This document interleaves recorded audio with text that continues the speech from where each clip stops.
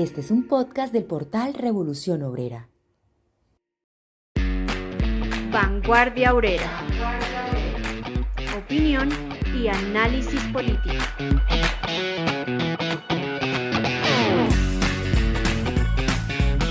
Muy buenas noches, los saludo en esta, la emisión, el episodio 242 de Vanguardia Obrera. Estamos con ustedes ya, los que nos están acompañando para este episodio, que es la continuación del 241 en el tema, y listos aquí con los compañeros de la mesa de trabajo. Bienvenidos, compañera Adela, ¿cómo se encuentra? Y compañero José. Buenas noches, Ricardo, José, a todos nuestros seguidores que ya están conectadísimos a este nuevo episodio. Esperamos sus comentarios, sus opiniones, sus preguntas también. Y bueno, empecemos entonces. Muy buenas noches a mis compañeros de mesa, a nuestra querida audiencia y un saludo a nuestro equipo técnico. Bueno, hoy vamos a continuar con el cartel ministerial de Abelardo, pero antes de eso vamos a darle paso a un resumen de las noticias más importantes de estos días a cargo de nuestro compañero Leonardo. Lo más destacado de la semana. Hola amigos de Vanguardia Obrera, soy Leonardo y esto es lo más destacado de la semana. Tras varios días de fuerte controversia entre el gobierno saliente y el equipo de Abelardo de la Espriella, se confirmó la decisión final para el acto de posesión presidencial. Abelardo de la Espriella desistió formalmente de su intención inicial de juramentar en Popayán o dentro de una guarnición militar. El próximo presidente solicitó al Congreso autorizar el traslado de la ceremonia civil a la Plaza de Caicedo en Cali, con el respaldo explícito de la reaccionaria Gobernación del Valle del Cauca y de la retardataria Alcaldía de Cali, que desde ya coordina un dispositivo con más de 4.000 efectivos de la fuerza pública para blindar la ceremonia ante posibles movilizaciones. Finalmente, de la Espriella no pudo imponer su voluntad de instrumentalizar las Fuerzas Armadas para ponerlas a favor de su régimen, que inicia el próximo 7 de agosto. El tradicional aniversario del 20 de julio, día de la supuesta independencia, fue el escenario donde se evidenciaron las dos visiones antagónicas a solo 3 semanas del relevo en el Palacio de Nariño. Encabezando su último desfile militar como jefe de Estado, el saliente presidente Petro trasladó la cúpula militar a la localidad de Ciudad Bolívar, en el sur de Bogotá. Ante más de 15.000 personas, Petro pronunció un discurso enfocado en la defensa de sus reformas sociales, destacando la entrega de más de 250.000 hectáreas de tierra a campesinos y la reducción de indicadores de pobreza durante su cuatrienio. De forma simultánea, en la ciudad de Medellín, de la Espriella protagonizó un acto paralelo. Acompañado por sectores de las reservas activas, envió un mensaje de apoyo irrestricto a la fuerza pública, prometiendo un combate de mano dura e intensificación de operaciones militares contra estructuras delictivas y enclaves cocaleros, prometiendo desarticular los corredores de violencia que afectan el suroccidente colombiano. El gran protagonista debe ser el pueblo unido, organizado y movilizado masivamente y en lucha directa por conquistar sus más sentidas reivindicaciones, confrontando al nuevo gobierno, que, usando métodos y prácticas fascistas, hará todo lo posible por destripar la justa lucha del pueblo colombiano. En materia internacional, el pulso militar en Medio Oriente alcanzó su punto más crítico del año. Entre el 20 y el 27 de julio, la Casa Blanca ordenó una pausa temporal en sus bombardeos aéreos masivos contra instalaciones militares en territorio iraní. La decisión llegó tras una semana ininterrumpida de hostilidades en la que el Pentágono desplegó 120 aeronaves de combate e infligió daños severos a sistemas de defensa y enriquecimiento de uranio. Por su parte, Irán respondió con el lanzamiento de al menos 15 misiles balísticos y decenas de drones suicidas dirigidos a bases con presencia estadounidense en el Golfo Pérsico, la mayoría interceptados por sistemas antimisiles.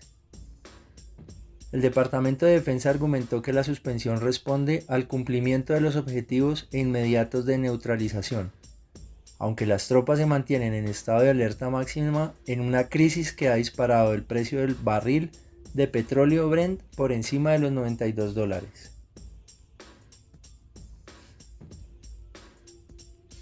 En Europa Oriental, La guerra ruso-ucraniana escaló a niveles inéditos el pasado 20 de julio mediante una operación aérea sin precedentes sobre la capital rusa.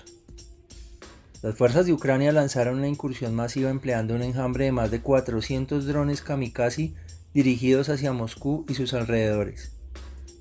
Aunque el Ministerio de Defensa ruso afirmó haber interceptado más del 85% de los dispositivos, los impactos remanentes dañaron infraestructura energética y obligaron al cierre preventivo de 3 aeropuertos internacionales por más de 14 horas, interrumpiendo cerca de 200 vuelos. Esta demostración de fuerza ucraniana coincidió con el recrudecimiento de los combates terrestres en el frente oriental del Donetsk. Todos estos son los preparativos de una nueva guerra mundial interimperialista por el control de los mercados, la fuerza de trabajo barata y los recursos naturales que les permita a los imperialistas sobreaguar la crisis en que se encuentra el podrido sistema capitalista. Finalmente, en los territorios palestinos, el periodo entre el 25 y el 27 de julio estuvo marcado por una de las operaciones militares terrestres más intensas de los últimos meses en Cisjordania. Las criminales fuerzas de defensa de Israel desplegaron contingentes blindados e infantería en las ciudades de Jenin y en las afueras de Ramallah, ejecutando la demolición de más de 30 estructuras civiles. Paralelamente, en la Franja de Gaza, se registró una nueva oleada de bombardeos selectivos y ataques con drones. El balance reporta más de 80 personas asesinadas y más de 300 heridas en solo 3 días de operaciones, elevando las alarmas ante la saturación de los centros médicos e infraestructuras de refugio. En Vanguardia Obrera no dejamos de hablar de Palestina. Hasta aquí las noticias.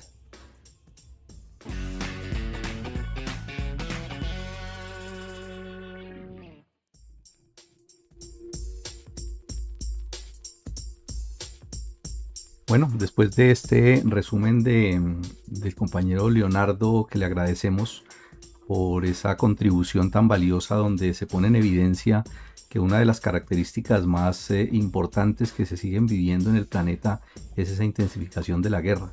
Es la violencia, es esa característica pues particular de un sistema que a todas luces está moribundo, que está luchando pues despiadadamente por sobrevivir a esta rueda de la historia que definitivamente lo que necesita es no salvar el sistema sino enterrarlo. Pues eso también se refleja aquí a nivel de Colombia, ¿no? Y vemos cómo estamos pues a puertas de que se posicione ese gobierno encabezado por Abelardo de la Espriella, que es precisamente también amigo de ese camino, que es amigo después del imperialismo, de la violencia, de recrudecer la mano dura.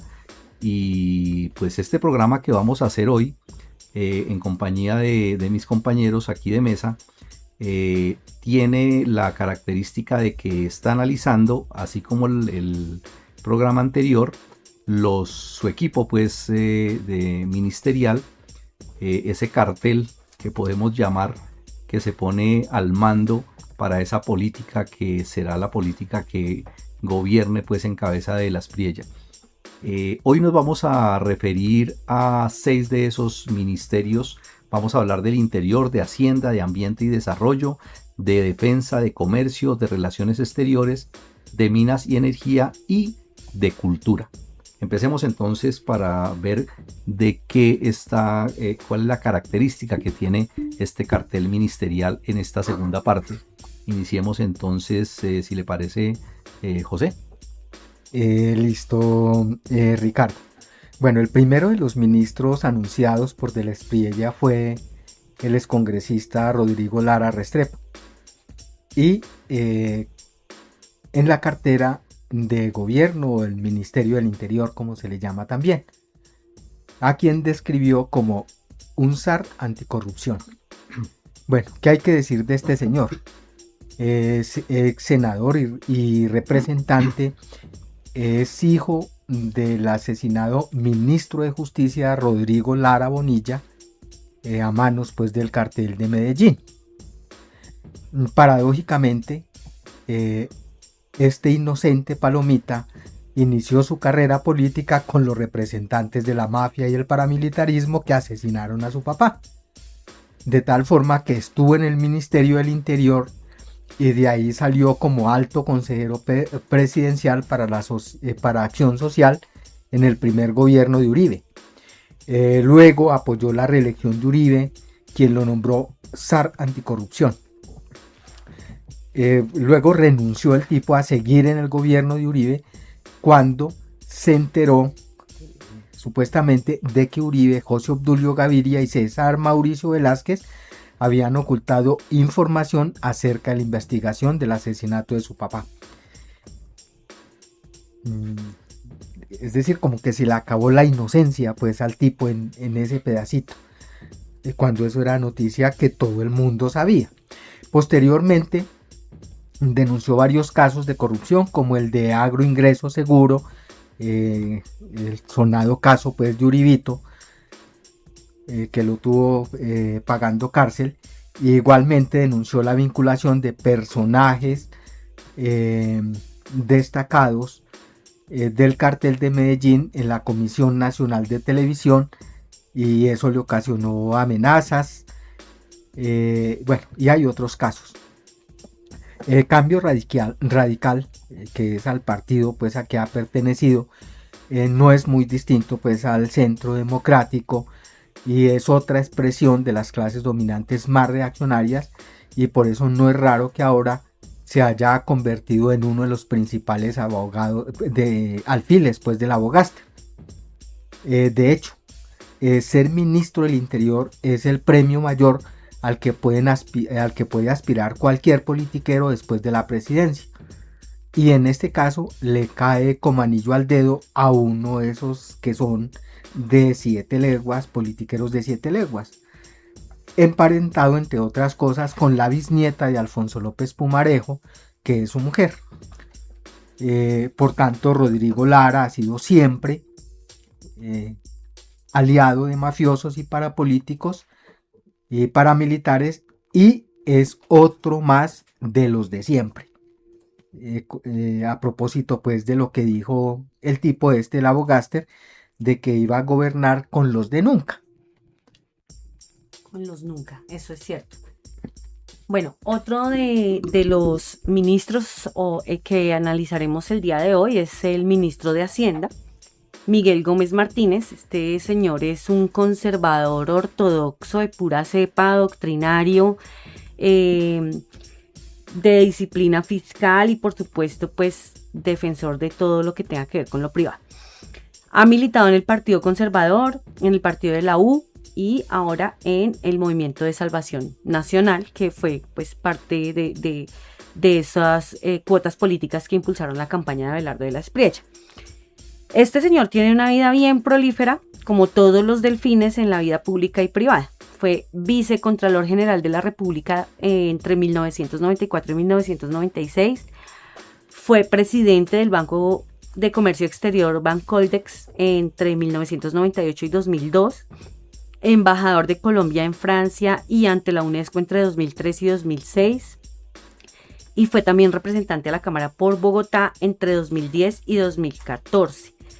Y también obviamente se ha movido en el sector privado. Ahí se desempeñó como presidente de la Asociación Colombiana de Exportadores de Flores, Asocolflores, como director ejecutivo de la Cámara de Comercio Colomboamericana y presidente del gremio asegurador Fasecolda. Eso fue ya en 2020, entre 2020 y 2022. Y también ha tenido una vida académica siendo decano de Economía de la Universidad del Rosario. De este señor hay que decir que no cuenta con condenas judiciales ni disciplinarias en su contra, pero sí en su época como vicecontralor en 1996, durante el escándalo del proceso 8000, cuando el entonces contralor fue investigado, renunció, ¿sí? Estaba pues ahí, digamos que como colateralmente involucrado, pero a él no se le imputaron ningún cargos directos ni nada por el estilo. Además, Miguel Gómez Martínez pues hace parte de esa élite tradicional, pertenece plenamente a una de las familias políticas y económicas tradicionales que han sido muy influyentes en Colombia, porque es nieto de Laureano Gómez, Ya sabemos pues también quién fue Laureano Gómez, quien agudizó también la violencia durante su gobierno y en la época pues de esa contienda entre los dos partidos liberal y conservador.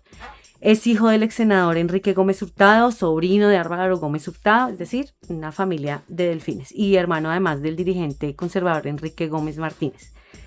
Entonces, otro que resultó ser de los nunca, de los supuestos nunca, es de los de siempre, y según su programa para la cartera de Hacienda y Crédito Público, viene a aplicar un ajuste y disciplina fiscal, dice él, que va a hacer frente al déficit fiscal de la nación y que va a estabilizar la trayectoria de la deuda pública. También habla de que va a diseñar ajustes tributarios y aquí ya debemos empezar a ponernos las pilas, ¿no? Porque eso implica reformas tributarias y demás. Ajustes tributarios que garanticen los ingresos del Estado sin asfixiar, o mejor dicho, sin tocar la competitividad empresarial ni desalentar el empleo formal. O sea, sin tocar a la propiedad privada, sin tocar pues sectores económicos importantes, seguramente pues tocar el bolsillo del pueblo colombiano. Y también habla de control del gasto, ¿sí? Oigan esto porque esto es muy importante. Propone racionalizar el gasto público mediante la priorización de inversiones clave y contener la contención de erogaciones o mejor dicho, de desembolsos que no sean esenciales. Las inversiones clave no sabemos en qué sentido, ¿sí? Pero los desembolsos, y esperemos que los desembolsos no esenciales no resulten siendo los salarios de los empleados públicos, no los congresistas ni nada de eso, porque eso seguramente no los van a tocar, o que no resulten siendo desembolsos para la educación y la salud públicas, ¿sí? Esta cartera es una de las más importantes, compañeros, y va a ser manejada por un representante clásico de las clases dominantes, históricamente además más reaccionarias. Bueno, en este que seguimos ahorita, que es el ministro de Ambiente y Desarrollo Sostenible, es un personaje de esos muy bien pensado para lo que quiere el gobierno de la Espriella, porque tiene ese ministro de Ambiente y Desarrollo, Fabio Arjona, una hoja de vida muy acomodada en este caso a lo que se requiere para proteger el medio ambiente y para ese desarrollo, ¿no? Este señor Arjona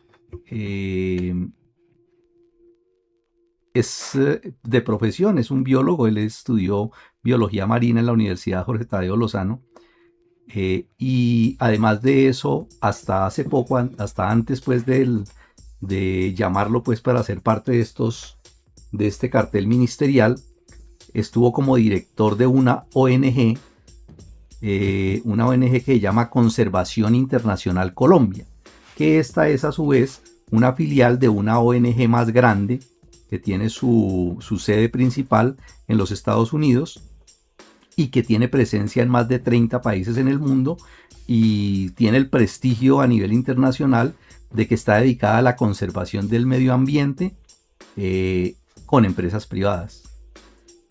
Además de eso, como cargos, fue viceministro de Ambiente durante el gobierno de Ernesto Samper, fue director de la Corporación Autónoma Regional de los Valles del Sinú y del San Jorge, fue director del Plan de Acción Forestal para Colombia y participó en un programa conjunto de la FAO y el Departamento Nacional de Planeación. Tuvo también en su responsabilidad de estar en la gerencia ambiental del proyecto Urra en 1996, es decir, está vinculado y de alguna manera vinculado con una hoja de vida que lo muestra como un defensor pues de la naturaleza y del medio ambiente.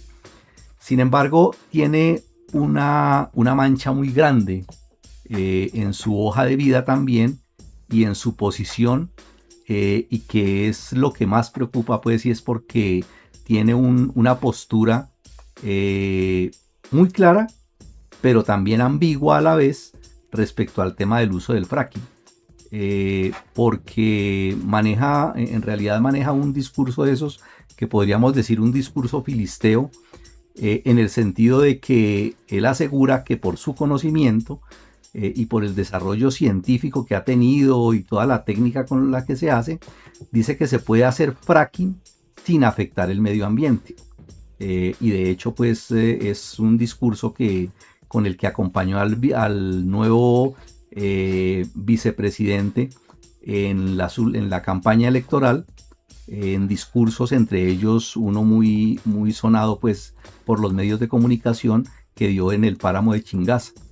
Es decir, este señor es un as bajo la manga de la Espriella para implementar el fracking en Colombia, pues él lo que dice es que se puede practicar una cosa que llama él mismo, este ministro, que llama fracking responsable.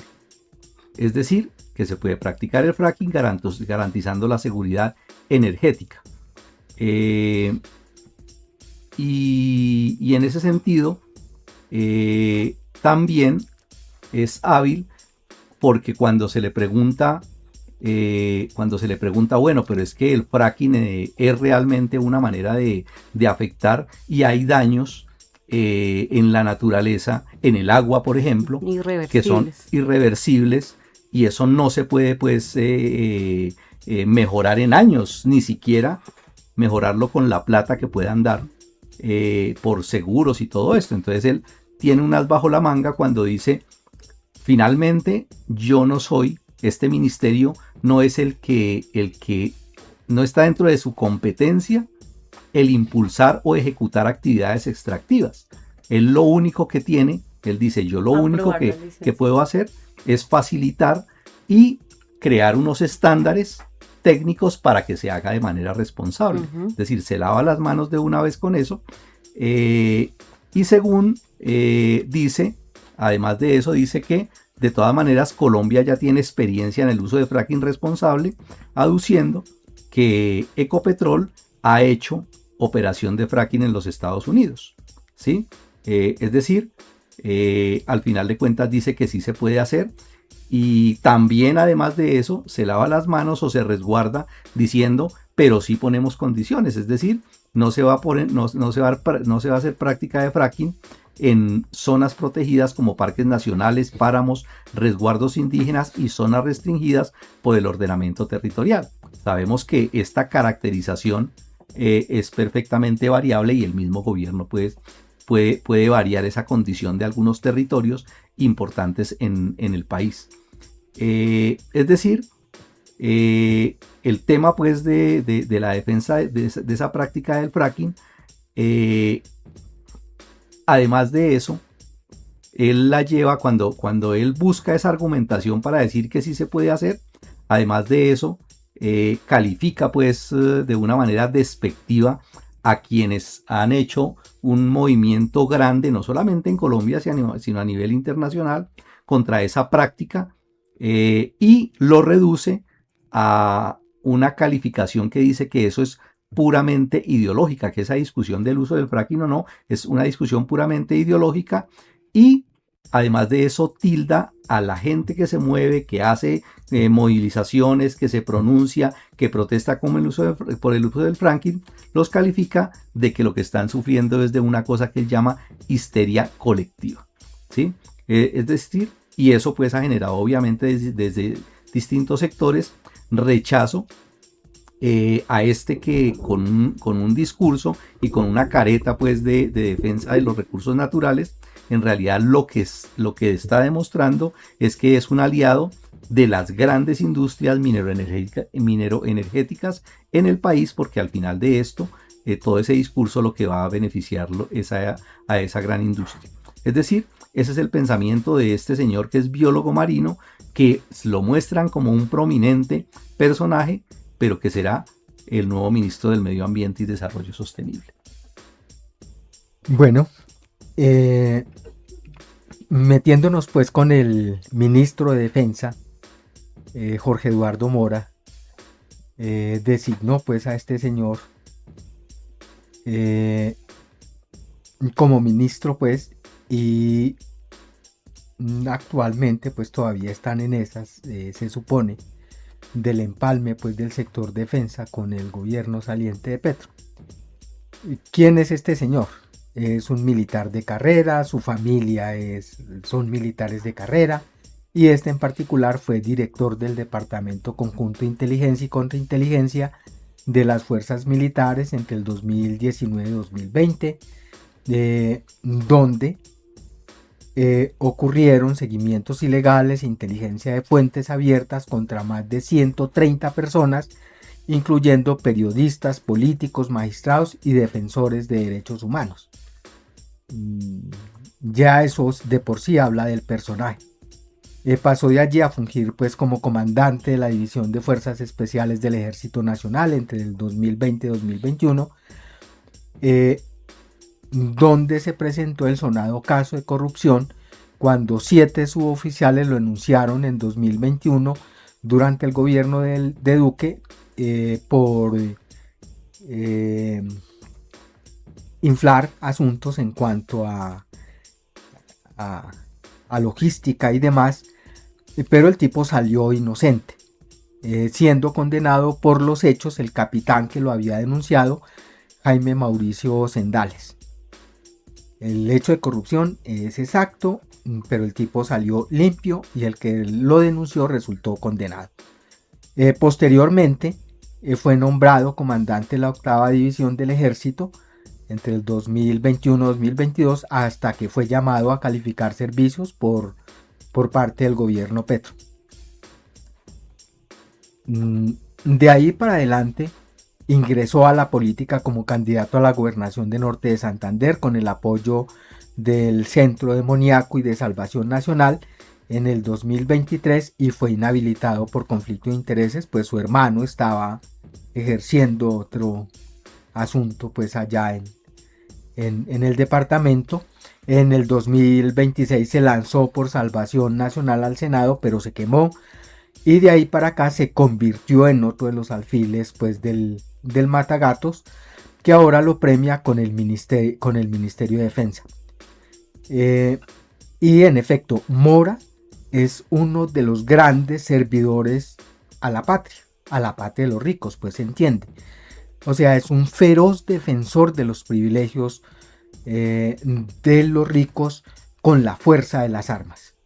Es un tipo confiable para ejecutar la dictadura de los capitalistas y por tanto un excelente instrumento para destripar a quienes piensan distinto, como ha anunciado pues el Abogaster. Ahora, no se podía esperar nada más del hermano del general Jorge Enrique Mora Rangel, quien se hizo célebre durante el gobierno de Uribe por las ejecuciones extrajudiciales, los mal llamados falsos positivos, y la frase con la que pasará a la historia este criminal: la guerra se mide en litros de sangre. Eso lo dijo el hermanito del ahora ministro de Defensa. Ya se advierte entonces de qué calaña y qué tanto de sangre tienen untadas las manos esta familia de militares. Bueno, seguimos entonces con el análisis de este cartel ministerial, pero antes vamos a hacer una lecturita por acá de lo que están diciendo nuestros seguidores. Por aquí ya nos saluda Será la Izquierda, Yancy, Rodrigo Giraldo, buenas noches compañeros, Akbaut, Eric Daniel Cantona, buenas noches compañeros, Rafael Zavala también, por aquí dice Eric, todos los del cartel ministerial son delfines y reaccionarios en toda línea. Isaías, muy buenas noches compañeros, Frank, saludo fraternal y combativo, Rafael, vuelven los capos del narcotráfico a la casa de Nari. Bueno, sí, así es, pero vamos a seguir entonces ahora con el nombramiento en la cartera de Comercio, Industria y Turismo, con el señor Mauricio Gómez Amín. Este señor ha estado vinculado históricamente al Partido Liberal, otro partido tradicional pues, de la política colombiana, pero esa postura en el liberalismo se alinea más con el liberalismo de centro derecha. Es un personaje que promueve el libre comercio, el emprendimiento, la protección a empresarios, por supuesto, es decir, más de los mismos. Son nombramientos que básicamente garantizan el cuidado, la protección de la propiedad privada. En 2026 se unió al movimiento Defensores de la Patria para respaldar la campaña del actual presidente electo. En cuanto a su trayectoria pública y privada, pues en el sector público se desempeñó como edil de Barranquilla entre 2004 y 2007. Fue concejal en 2 periodos también, entre 2008 y 2013, representante a la Cámara por el Atlántico entre 2014 y 2018 y senador de la República entre 2018 y 2026. Entonces, básicamente desde comienzos del siglo XXI ha estado inmerso en la política. En el sector privado fue abogado, egresado de la Universidad del Norte, ejerció principalmente dentro del ámbito de derecho público y como representante parlamentario. Entonces está dentro del gremio también del ahora presidente. Este señor Gómez Amín pues, es un barranquillero, se ha consolidado pues, en las estructuras políticas del Departamento del Atlántico y aunque no proviene, digamos, de una dinastía centenaria, sí forma parte de esa clase política tradicional costeña y también de las maquinarias electorales del Partido Liberal. Este señor es nombrado después de ser una figura clave en la campaña de la Espriella, fue su jefe de debate de hecho, y para esta cartera, ¿qué dice? ¿Qué habla? ¿Qué va a hacer? Habla, ojo ahí, del estímulo al sector privado, ¿sí? Entonces va a fomentar el emprendimiento, va a simplificar trámites para dinamizar la inversión de pequeñas y medianas empresas, etc. En cuanto a comercio exterior, habla de reimpulsar la agenda de exportaciones tradicionales y no tradicionales mediante la revisión y aprovechamiento de los acuerdos de libre comercio existentes. Ahí hay que tener cuidado porque pues también sabemos que este es un gobierno lacayo de Trump, de los Estados Unidos, y pues sabemos lo que implican esos acuerdos de libre comercio. En lo gremial habla de actuar como puente directo entre el ejecutivo y el empresariado colombiano para establecer una confianza inversionista. Entonces, como vemos, este es otro más de lo mismo. Y sobre todo porque, como les digo, este gobierno es lacayo del imperialismo yanqui y seguramente también va a tener que lidiar con las imposiciones arancelarias que ya están cobrando ahí su cuota que ha impuesto ya Estados Unidos, y con ello no creo que se vayan a favorecer ni siquiera a las pymes, sino que van a cuidar el bolsillo de los empresarios, grandes empresarios de siempre. Esa es la cuota para el Ministerio de Comercio, Industria y Turismo. Sus mensajes, comentarios, opiniones y sugerencias son muy importantes para el desarrollo de este podcast, así como sus aportes materiales para sostenerlo.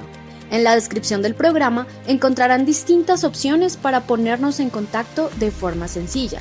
Los leemos y los escuchamos.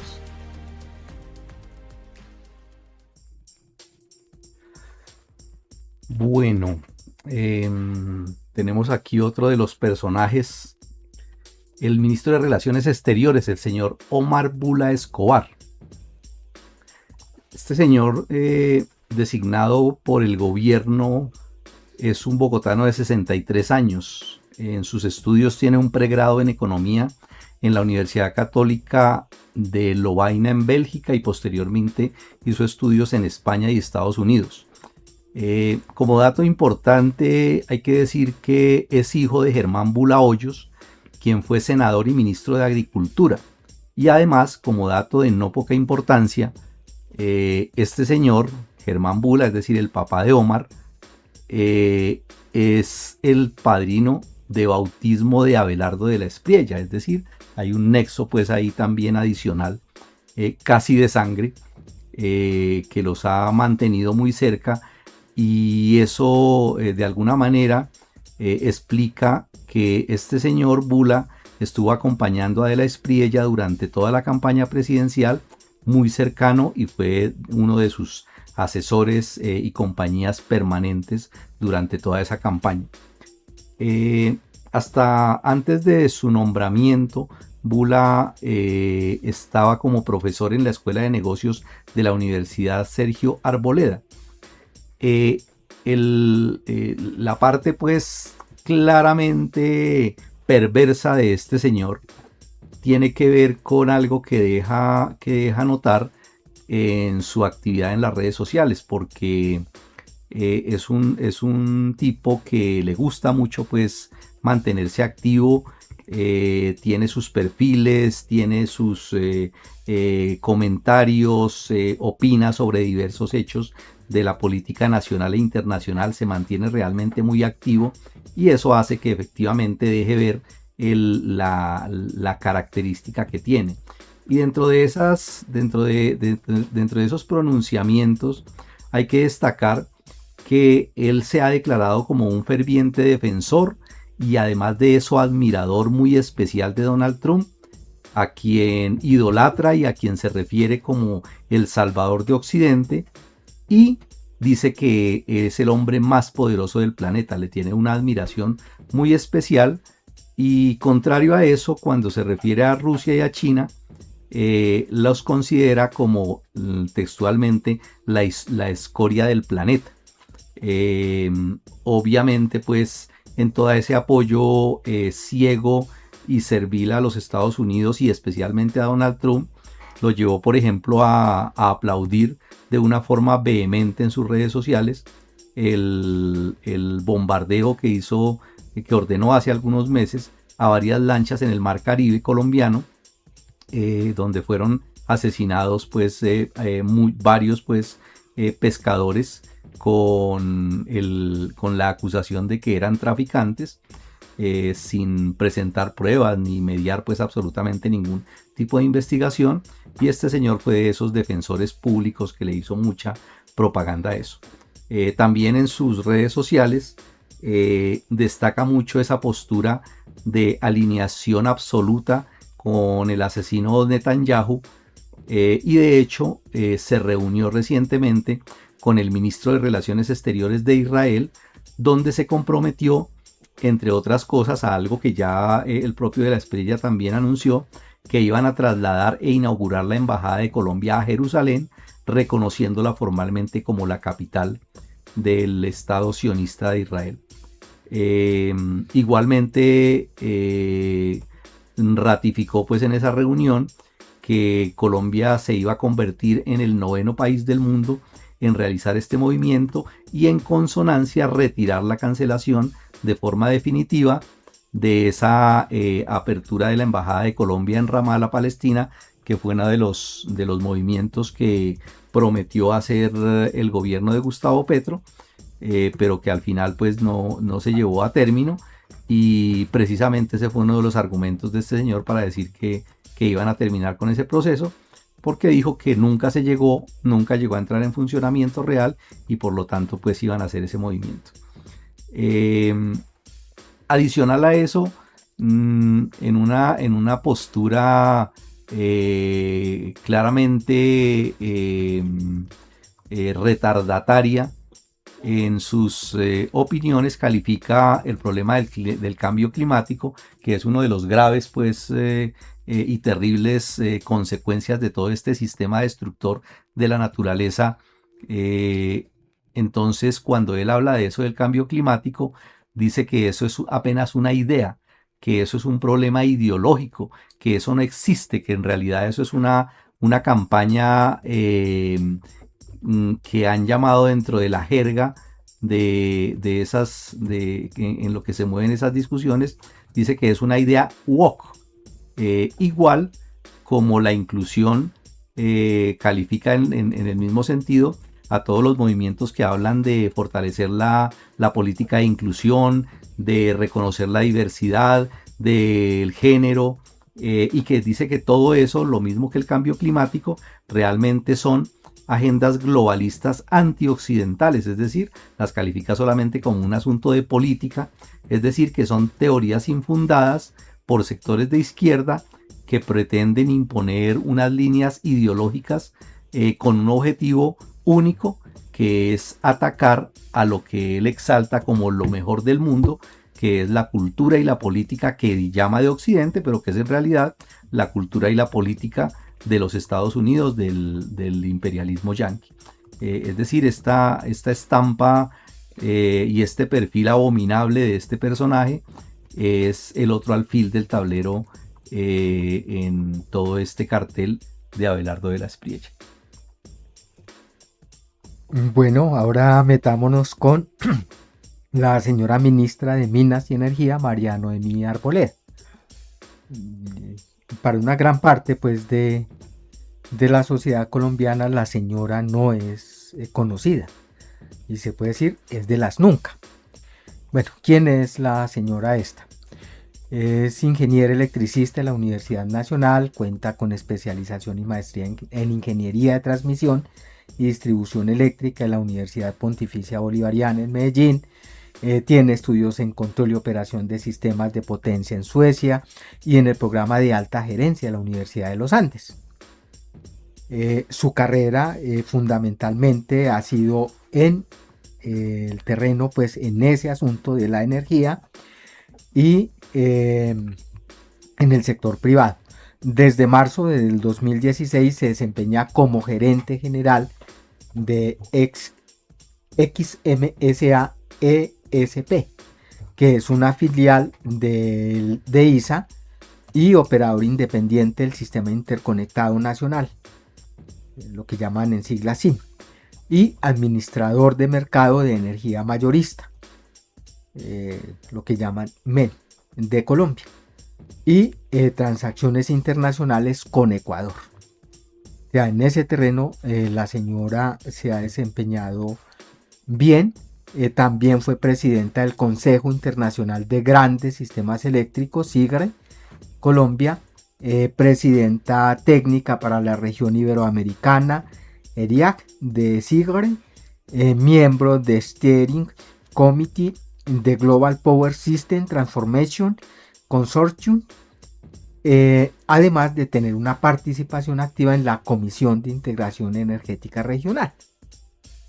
Es decir, todo ligado pues a este asunto de cómo se mueve, se distribuye, se organiza la energía, su transformación, distribución, etc. Esto se ha ganado pues por esa actuación, fundamentalmente en esa parte, varios reconocimientos. Fue finalista de los premios Portafolio al mejor líder empresarial en el 2020, fue ganadora del Women Energy Award en la categoría de liderazgo en el 2021 y fue incluida en la lista de las 100 mujeres más influyentes de Colombia por el Diario de la República en el 2022. Y como decía, aunque es de las que nunca han estado viviendo la teta del Estado, sí es de las que siempre ha defendido los intereses de los buitres de la energía desde los puestos de mando. La señora no es inocente de todo lo que está pasando, incluso ahorita es igual que el señor del medio ambiente. Ella también es corresponsable del desmadre del sector eléctrico. Ella es corresponsable de todo lo que ha sucedido, de los apagones en la costa Caribe, de las altas tarifas de la energía, etcétera, etcétera. Por eso, los grandes empresarios minero energético están felices, no solamente los de la energía, también los del gas y del petróleo están felices. Dice, aquí tenemos negocio para rato. Es una buena representante y va a jugar un buen papel en defensa de los negocios de los grandes capitalistas nacionales y extranjeros. Así es, y es parte también de las cuotas de las mujeres de las que se ufana de la Espriella en haber nombrado como la ministra de las Tecnologías de la Información, de las TIC, Alexandra Falla Cerrati. También, pues, digamos que no es una mujer muy conocida en el mundo pues de la política, pero bueno, es la nueva ministra de las Tecnologías de la Información y las Comunicaciones. Ella es comunicadora social, es magíster en ciencias políticas y especialista en propiedad intelectual, derechos de autor y nuevas tecnologías. Y tiene pues una trayectoria buena en televisión, en cine, en radio, en entornos digitales, es decir, maneja el asunto. Alexandra presenta un perfil técnico que es coherente, digamos, con lo que requiere esa cartera. y también un perfil de gestión pública que está orientado al fortalecimiento institucional, a la soberanía digital. Aquí hay que tener cuidado. Ese es un proyecto que tiene Colombia respecto a la soberanía digital. Es soberanía en infraestructura, en bases de datos y demás. Se supone que para reducir, digamos que centralizar más eso por parte del Estado. Para eso se está desarrollando un proyecto que se llama Bionube, y la idea es favorecer esa soberanía digital. Eso tiene pues unos estándares internacionales que son llamados los estándares TIER, y eso está manejado por una empresa que se llama Uptime Institute. Es una empresa estadounidense, ¿sí? la que hace o facilita esos estándares de calidad en cuanto al manejo de datos.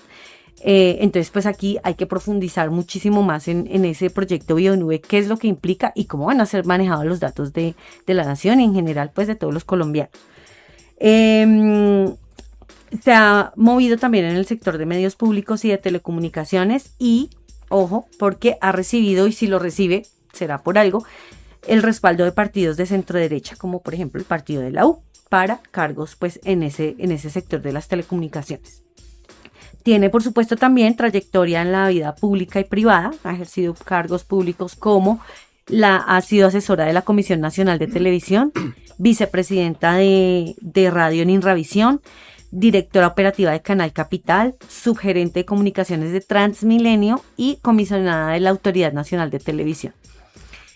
También pues ha tenido una vida académica, ha sido comunicadora social con maestría en ciencia política en la Javeriana, docente universitaria, directora de la Fundación Patrimonio Fílmico Colombiano y presidenta de la Asociación de Televisión Educativa e Iberoamericana.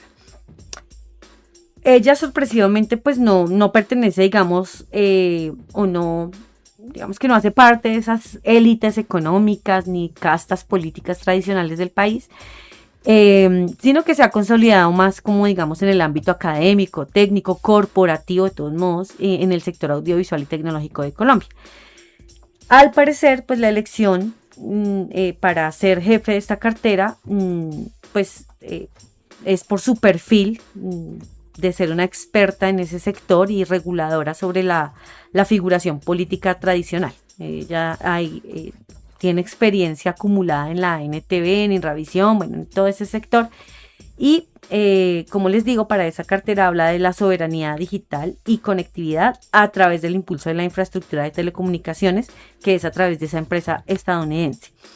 Habla también de hacer un énfasis en la soberanía tecnológica y el cierre de la brecha digital rural. Esperemos que esto no resulte como lo de centros poblados, ¿no? Que ese era el objetivo, pero esos milloncitos se los mecatearon en cositas. Habla también de la propiedad intelectual y entornos digitales con la modernización del marco legal e institucional sobre los derechos de autor, sobre la producción audiovisual, contenidos digitales. Y aquí tenemos que de todos modos estar muy atentos. Este no es un asunto de poca monta porque básicamente es la jefe de la cartera que controla la información, ¿sí? Y aunque esta señora no sea un delfín y su perfil sea, digamos, coherente con el Ministerio de las TIC, pues está sirviéndole a un gobierno que sabe cómo utilizar los medios de comunicación a favor de sus ideales, a favor de su programa político, a favor de sus objetivos. Y pues obviamente los medios de comunicación serán utilizados para eso. Habla también del fortalecimiento de medios públicos a través de la promoción de innovación y calidad en la televisión y radio, pues de carácter público. Entonces esperemos pues que cómo es que va a ser esto, y creo que sí nos toca hacer un énfasis y una investigación más profunda acerca de esos proyectos sobre el control de datos. Proyecto Bionube, lo dejo ahí para que ustedes también le vayan echando una mirada a nuestros seguidores, a los que son inquietos, a ver qué es lo que pretenden hacer con todas estas bases de datos y el control de ellos. Sí, señora, es cierto, y además que es un pago a la cuota ministerial del partido de la U, ¿no? Sí, claro. Es una forma pues, todos de negociación tienen, sí, ahí. exacto. Todos han recibido su favor político, Sí, de una u otra manera. En el caso de la ministra de Cultura, Paola Holguín, es un caso bien particular porque es de esos que no tiene absolutamente nada que mostrar en su historial, en su actividad con el sector a donde es nombrado, ¿no? La nombra ministra de Cultura, y abiertamente tiene que ver también con eso, como un pago de beneficios recibidos, y no porque no haya estudiado, ¿no? Ella estudió comunicación social y periodismo en la Universidad Pontificia Bolivariana de Medellín, pero tiene dos asuntos, ¿no? Lo primero es que su actividad realmente no ha tenido nada que ver con eso, ¿no? Ha trabajado realmente, se ha dedicado a ser senadora de la República. Además de eso, tuvo un vínculo muy directo y durante largo periodo como asesora presidencial de Álvaro Uribe Vélez, y como cargo diplomático se desempeñó en asuntos políticos en la Embajada de Colombia en México. Y pues ha hablado pues de algo de cultura en algunas leyes que se han discutido en el Congreso, pero realmente nada destacado ni en su formación ni en su actividad. Y por el contrario, llama mucho la atención que después de terminar esa carrera universitaria se inclinó su formación hacia otro lado completamente distinto, porque después de eso estudió una maestría en estudios políticos y en seguridad y defensa nacional en la Escuela Superior de Guerra, y después se fue a Estados Unidos, a Washington, para formarse en terrorismo y en contrainsurgencia en la Universidad de Defensa de la capital de los Estados Unidos. Y eso explica también por qué hizo parte muy destacada en el equipo asesor de Álvaro Uribe Vélez en el 2003, en el 2008, en el 2009 y en el 2010 también. Y entonces lo que tiene muy preocupados pues a todo el sector, pues en general a la sociedad, ¿no?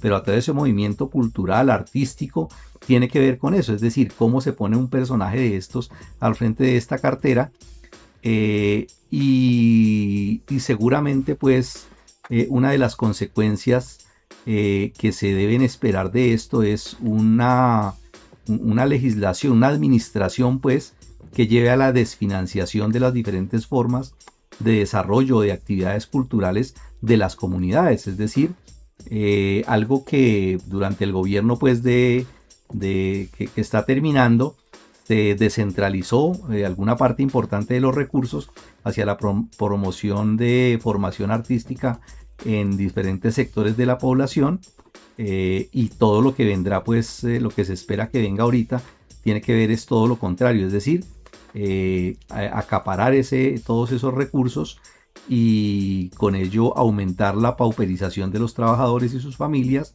y obvio beneficiar a las grandes empresas, que es lo que se espera, que gran parte pues de esos recursos o la mayoría vaya es a la industria de las grandes empresas del espectáculo, la industria del entretenimiento, y serán ellos los que realmente puedan ir a cubrir pues.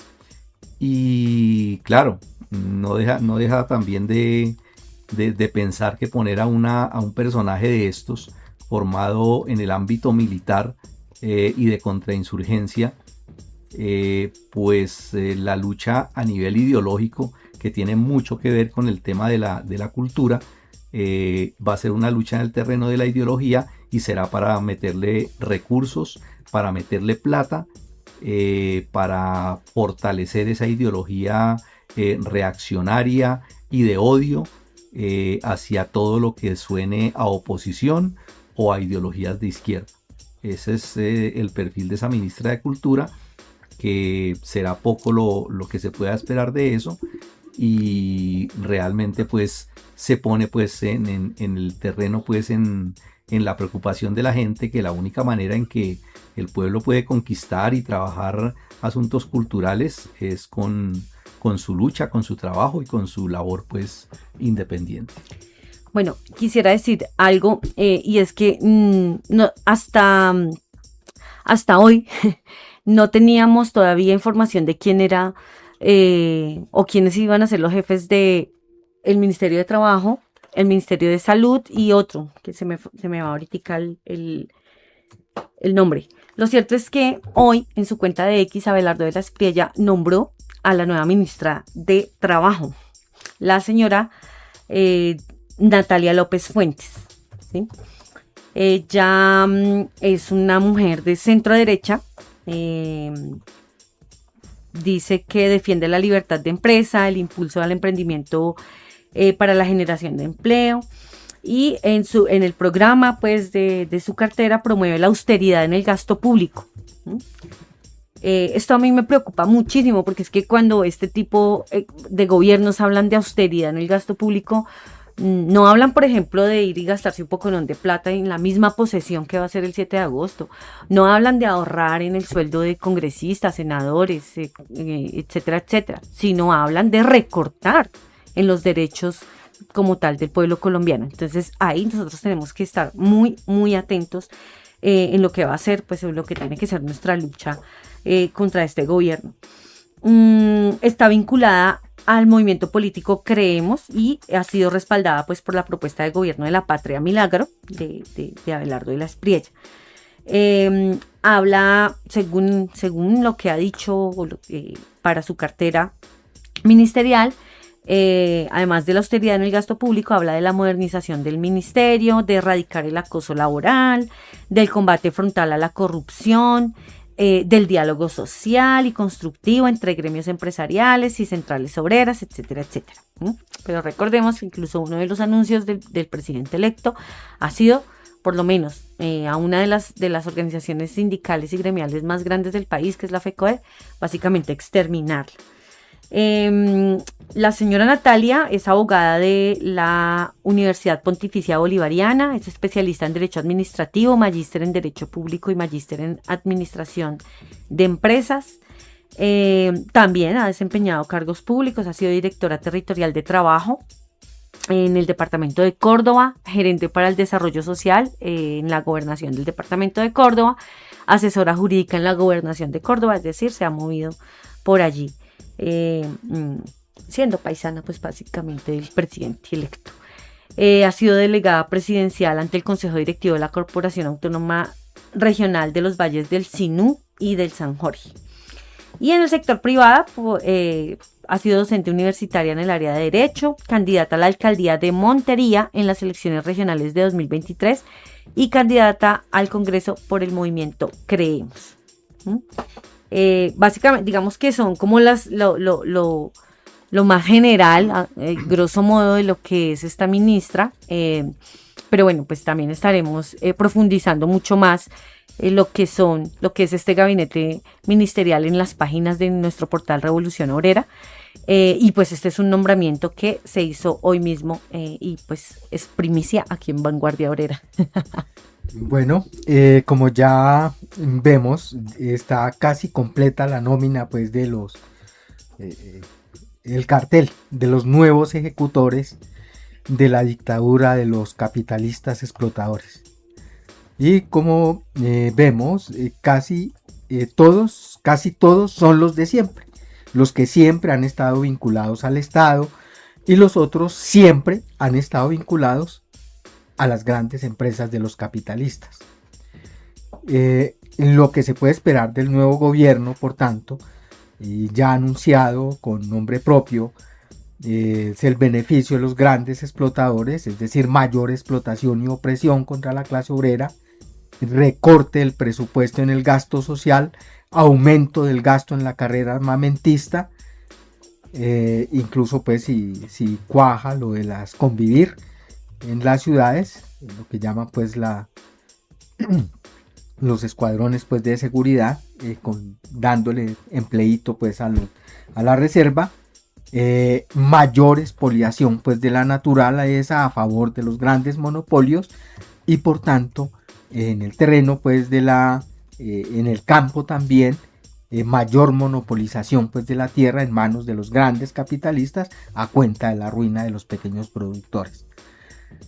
Desde el punto de vista de la opresión, pues un militar de carrera, desde el punto de vista, además de lo que piensan pues implementar, y el mismo presupuesto y del asunto de acabar y de exterminar todo lo que se mueva y lo que parezca pues incluso subversivo. Y desde el punto de vista ideológico, como han dicho mis compañeros, la difusión de las ideas más retardatarias, incluso se lo propone como una batalla en el terreno, pues en ese terreno, una batalla en el terreno de la cultura, así lo ha anunciado. Recientemente nombra pues a uno de los, a un confesional, pues, para liderar pues la cosa espiritual como asesor espiritual de la tal batalla en el terreno de la cultura. Vemos pues esta señora quién es, y es la difusión, todo de conjunto, es la difusión de las ideas más retardatarias en cuanto a la familia, la libertad, así como en el adoctrinamiento pues de las ideas más conservadores, y desde la escuela imponer en la sociedad sus concepciones y sus versiones amañadas de la historia. Sí, a propósito de eso, José, aquí mirando rápidamente y lo que dice aquí Sergio Rincón, Natalia López, amiga de Fico, es la ministra de Trabajo. Sí, efectivamente, ella es la cuota de ese movimiento, creemos, cuyo fundador y líder es Fico Gutiérrez, precisamente. Es un movimiento que se creó en 2015, es de línea centro-derecha, básicamente de derecha, y promueve eso que usted dice, compa. Bueno, además de la defensa de la iniciativa privada y eso en lo económico y de la seguridad ciudadana y la defensa de la institucionalidad, pues promueve el conservadurismo social. O sea, tiene un enfoque en la protección de la familia, como ellos la conciben, ¿no? La autonomía territorial, la gestión pública, etcétera, etcétera. Entonces es otra de las cuotas políticas, además ahí del movimiento de Fico Gutiérrez.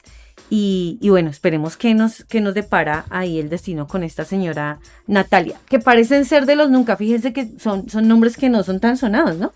Pero a uno a ver, y realmente pues hacen parte también de esas maquinarias políticas que se han venido consolidando en la derecha colombiana. Bueno, pero quisiera decir pues que una cosa piensan pues los reaccionarios desde arriba y otras son las causas que ocasionan la rebelión desde abajo.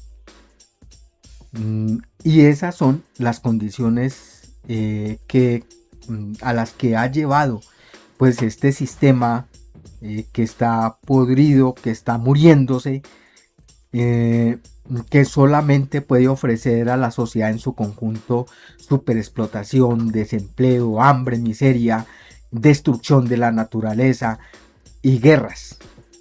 Y todo esto, la sociedad colombiana no escapa a esto que está sucediendo en el mundo.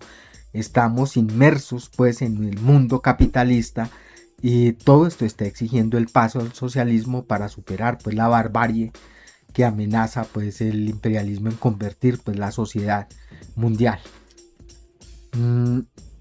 Pero esa rebelión que crece en el mundo y también en Colombia, venimos del levantamiento pues del 2021. Hay que darle una forma adecuada y porque la rebelión sigue creciendo desde abajo, donde hay opresión, hay resistencia.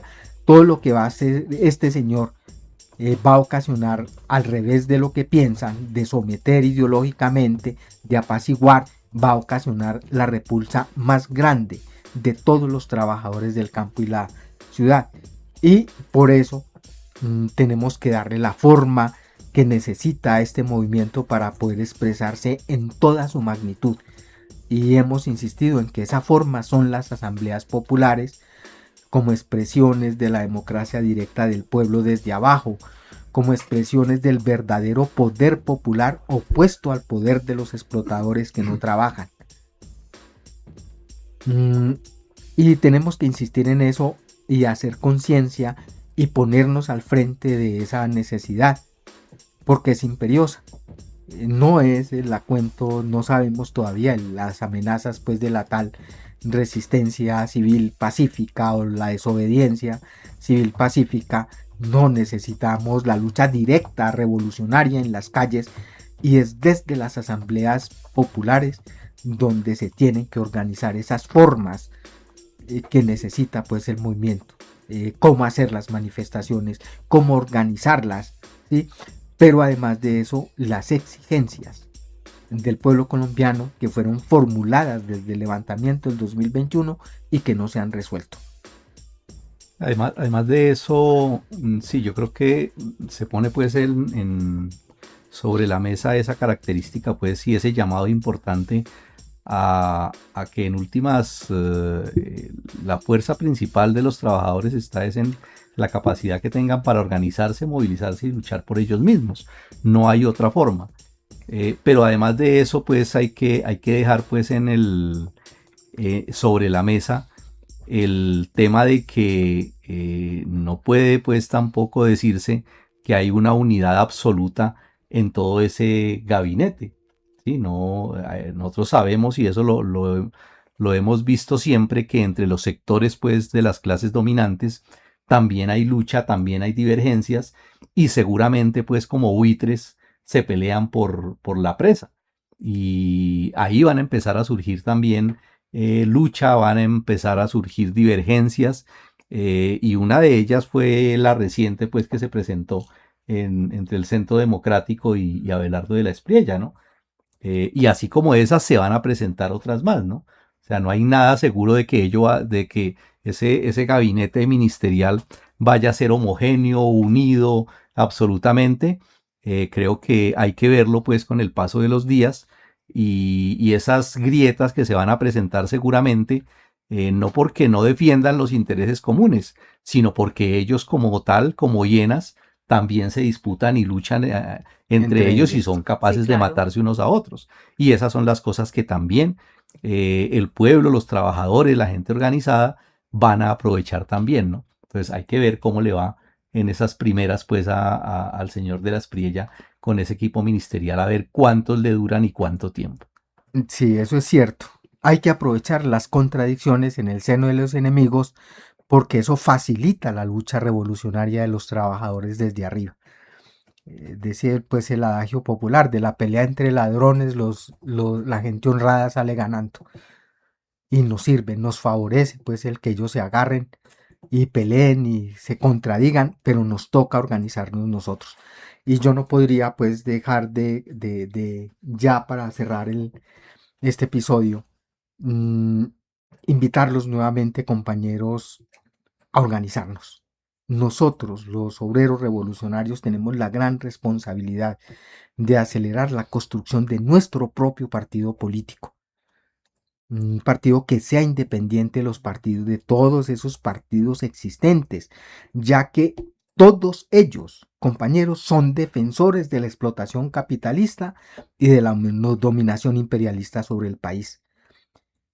Solamente un partido revolucionario de verdad, de los proletarios, puede conducir la lucha que se avecina del pueblo trabajador, junto con la lucha revolucionaria de los pueblos del mundo, al triunfo de la revolución sobre el capitalismo imperialista.